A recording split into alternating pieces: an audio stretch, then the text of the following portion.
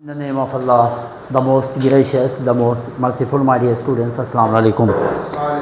आज की क्लास में हम गैस लॉस पढ़ेंगे और जनरल गैस इक्वेशन को हम डिराइव करेंगे। ठीक है, ये हमारे आखिरी टॉपिक होंगी, जनरल गैस इक्वेशन।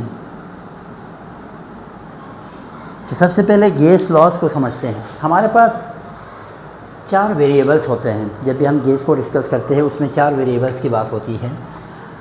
वेरिएबल से मुराद ये है कि ऐसे क्वांटिटी जो चेंज होता हो, जैसे कि प्रेशर चेंज होता है, वॉल्यूम चेंज हो जाएगा, ठीक है, टेम्परेचर चेंज होने वाली चीज़ है, नंबर ऑफ मोल्स चेंज होने वाली चीज़, वो तमाम क्वांटिटी जिसके अंदर चेंजेस पॉसिबल हो वो वेरिएबल्स कहते हैं। ठीक है, तो the state of any gas is describe by using 4 functions. इनको फंक्शंस भी कहा जाता है, वेरिएबल्स भी कहते हैं और फंक्शंस भी कहते हैं। तो उसमें ये जो 4 है वो प्रेशर है, वॉल्यूम है, टेम्परेचर है और नंबर ऑफ मोल्स है।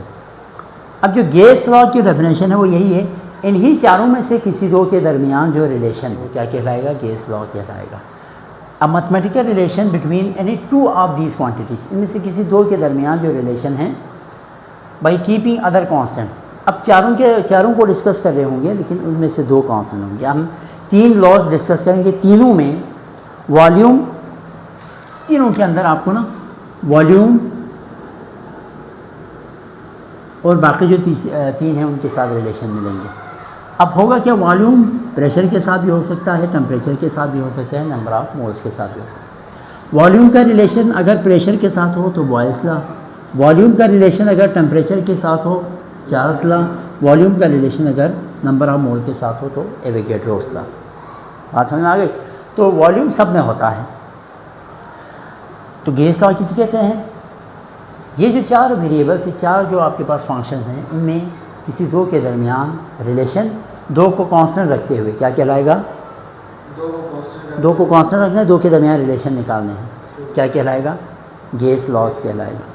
अब सबसे पहले गैस लॉ के अंदर हम बॉयल्स लॉ डिस्कस करेंगे। बॉयल्स लॉ के मुताबिक जब आप प्रेशर को बढ़ाते हैं तो वॉल्यूम कम हो जाती है। प्रेशर आप इंक्रीज़ करेंगे, वॉल्यूम कम हो जाएगी। ठीक है, ये कंटेनर है, कंटेनर में गैस भरी हुई, पहले यहाँ पे था पिस्टन, यही कंटेनर यहाँ पर भी बनाता हूँ। अच्छा, इस वक्त इसका वॉल्यूम भी है, प्रेशर। जब आप इस पर प्रेशर अप्लाई करेंगे तो ये जो इसका पिस्टन है वो यहाँ पहुँच जाएंगे, गैस प्रेस हो जाएंगे, वॉल्यूम कम हो जाएगा प्रेशर के बढ़ाने से। V2 करेंगे हम इसको। तो कहने का मतलब ये है कि according to Boyle's law, volume of given mass of gas, अब इसमें 2 चीज़ें जो कांस्टेंट है वो नंबर ऑफ मोल कांस्टेंट है और टेम्परेचर कांस्टेंट है। At constant temperature and number of moles of gas, volume of gas is inversely proportional to the pressure. Pressure जितना बढ़ेंगी वॉल्यूम इतना कम हो जाए। ठीक है, एक चीज़ के बढ़ने से दूसरी चीज़ कम हो जाए तो वो इन्वर्सली कहा जाता है। ठीक है, तो मैथमेटिकली अगर आप देखा जाए तो volume is inversely proportional to pressure. Proportionality sign को आप ख़त्म करेंगे तो कांस्टेंट के आएगा। ठीक है, कांस्टेंट को अलग करेंगे तो वी वहाँ पे जाके मल्टीप्लाई हो जाएगा। अब एनी 2 सिस्टम, ये सिस्टम 1 है, ये सिस्टम 2 है।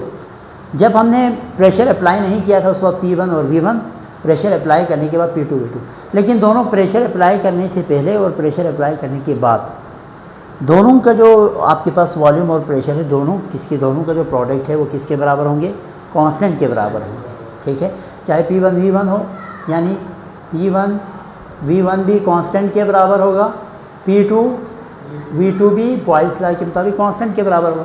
जब ये दोनों आपस में बराबर है तो ऑटोमेटिकली ये दोनों आपस में क्या हो जाएंगे, बराबर हो जाएंगे। तो हमें यहाँ तक रखना है। ठीक है, ग्राफ की बात करें तो इस तरह की ग्राफ ड्रा होता है। देखो, यानी आपने प्रेशर बढ़ाया तो वॉल्यूम कम हो, ये वॉल्यूम ये है, प्रेशर ये है। वॉल्यूम को आप क्या करेंगे, प्रेशर को आप क्या करेंगे, कम करेंगे तो वॉल्यूम बढ़ जाएगा, यानी प्रेशर कम करेंगे वॉल्यूम बढ़ जाएगा, वॉल्यूम कम करेंगे प्रेशर बढ़ जाएगा। इन्वर्सली प्रोपोर्शनल इसी को कहा जाए, एक चीज़ के बढ़ने से दूसरी चीज़। हाँ, प्रेशर आपने ऊपर की तरफ बढ़ाया, प्रेशर बढ़ाने से क्या होगा, वॉल्यूम उसका। अगर आप इसका इन्वर्स रिलेशन देखेंगे ना, यानी वॉल्यूम का इन्वर्स प्रेशर के साथ आप रिलेशन निकालेंगे। हाँ नहीं, यहाँ पर प्रेशर बढ़ाएंगे ना, वॉल्यूम कम होगा, लेकिन यहाँ पे इन्वर्स है ना, इन्वर्स होने की वजह से जो लाइन ड्रॉ होंगे यहाँ पे स्ट्रेट लाइन, ये वाली लाइन हाइपरबोला कहलाता है और ये वाली लाइन स्ट्रेट लाइन कहलाता है। असल में ये एमसीक्यूज में पूछे जाते हैं। On increasing pressure the inverse of volume give straight line, hyperbola, इस तरह करके ना। तो उस वक्त अगर आप इन्वर्स की बात हो वॉल्यूम के, उस वक्त आप क्या कौन से लाइन यूज़ करेंगे? स्ट्रेट लाइन, वरना क्या है? हाइपरबोला। चार्ल्स लॉ के मुताबिक किन दो के दरमियान? वॉल्यूम और टेम्परेचर, बाकी प्रेशर और नंबर ऑफ मोल कांस्टेंट है Charles law. According to this law volume V of a given mass of gas is directly proportional to the absolute temperature. जितना टेम्परेचर बढ़ेगा उतना वॉल्यूम बढ़ेंगे, ठीक है कि नहीं? मतलब एक दूसरे के ऊपर डायरेक्टली है, यानी आप टेम्परेचर बढ़ाएंगे, गैस का फर्ज करिए, गैस को आप हीटअप करेंगे ना, जाहिर है बढ़ जाते हैं। आप जो क्या कहते हैं बलून है, बलून के अंदर आप फुल गैस भर दें और उसको थोड़ी गर्म वाली जगह पे या धूप में रखें, तो एक टाइम ऐसा आएगा बलून फट जाएंगे। क्यों? क्योंकि वॉल्यूम बढ़ जाते हैं गर्म होने से गैस। तो जितना टेम्परेचर बढ़ाएंगे उतना वॉल्यूम बढ़ जाएगा। प्रोपोर्शनलिटी साइन को हटाएंगे तो क्या आ जाएगा? के कांस्टेंट और टी। अब अगर के को अलग करेंगे तो ये टी नीचे डिवाइड में आ जाएगा, ठीक है। दो सिस्टम के लिए, यानी शुरू में वॉल्यूम टेम्परेचर बढ़ाने से पहले वाला सिस्टम और टेम्परेचर बढ़ाने के बाद वाला सिस्टम, दो सिस्टम के लिए फर्ज कर ले। पहले वाले सिस्टम के लिए V1 और T1 के बराबर हो, तो दूसरे सिस्टम के लिए V2 और T2 भी किसके बराबर होगा? के बराबर होगा। तो दोनों के बराबर है तो ऑटोमेटिकली ये दोनों इक्वेशन आपस में बराबर हो जाएगी। यहाँ तक आप प्रूफ करेंगे, ठीक है। अच्छा, अगर आप ग्राफ की बात करें ना, ग्राफ की बात करें तो क्या होगा? देखो ये वॉल्यूम है, ये टेम्परेचर है। फर्ज कर लें आप टेम्परेचर इस साइड पर टेम्परेचर बढ़ा रहे हैं तो वॉल्यूम भी क्या हो रहा है? ऊपर की तरफ बढ़ रहा है।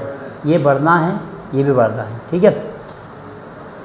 आपने टेम्परेचर बढ़ाया, वॉल्यूम बढ़ गई। आपने कम किया तो देखो टेम्परेचर कम करने से वॉल्यूम भी कम हो जाते हैं।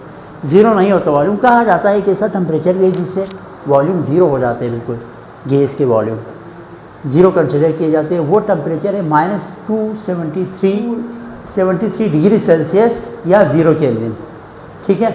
इस पे गैस का जो वॉल्यूम है वो ज़ीरो हो जाते हैं। इस टेम्परेचर को 0 केल्विन या -273 को क्या कहा जाता है? एब्सोल्यूट ज़ीरो कहते हैं। ये वो टेम्परेचर है जिस पे जो है ना उसका वॉल्यूम किसके बराबर आ जाते हैं? इक्वल टू ज़ीरो के, अप्रोक्सीमेटली ज़ीरो वॉल्यूम हो जाते हैं टेम्परेचर कम करने से। तो हाँ, जितना टेम्परेचर बढ़ाएंगे उतना वॉल्यूम बढ़ेगा। आखिर में हमारे पास एवोगैड्रोस लॉ के मुताबिक जो वॉल्यूम ऑफ गैस है वो डायरेक्टली प्रोपोर्शनल है नंबर ऑफ मोल्स के। जितना आप मोल्स बढ़ाएंगे कंटेनर में उतना वॉल्यूम बढ़ेगा, ठीक है। तो volume is directly proportional to number of moles. V is equal to Kn, या K को आप अलग कर दे तो V/N। तो टू गैसेस के लिए जिस तरह इन दोनों में हुआ यहाँ पर भी ऐसा ही होगा। अब इन तीनों जो हमारे पास लॉस है, इन तीनों को कंबाइन करके जनरल गैस इक्वेशन निकालते हैं, जनरल गैस इक्वेशन, ठीक है। अकॉर्डिंग टू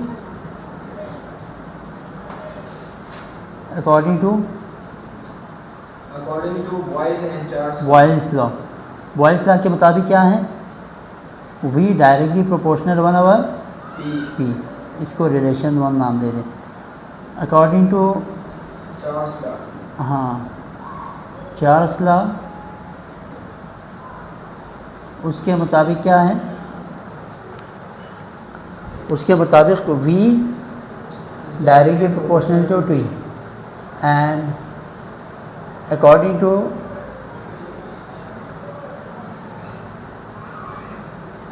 एवोगैड्रोस लॉ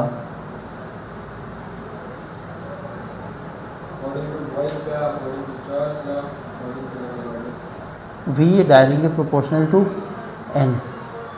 अब तीनों रिलेशन को कंबाइन करो, कंबाइनिंग अबव थ्री रिलेशन,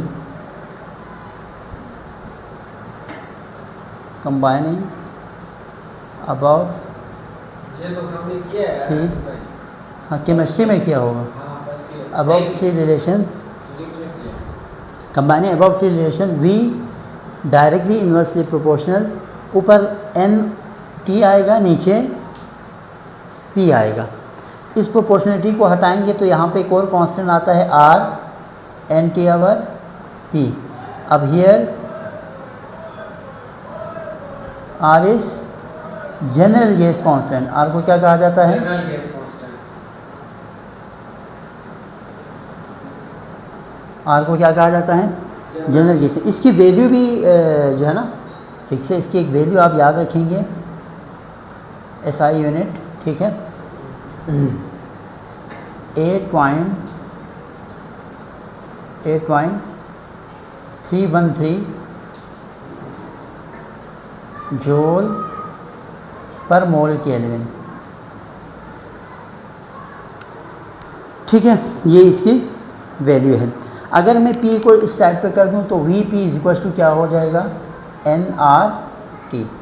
तो ये Vp is equal to nRT is known as general gas equation. यहाँ से आगे इंशाल्लाह हम कल की क्लास में डिस्कस करेंगे। अपना ख्याल रखिएगा। अल्लाह हाफ़िज़।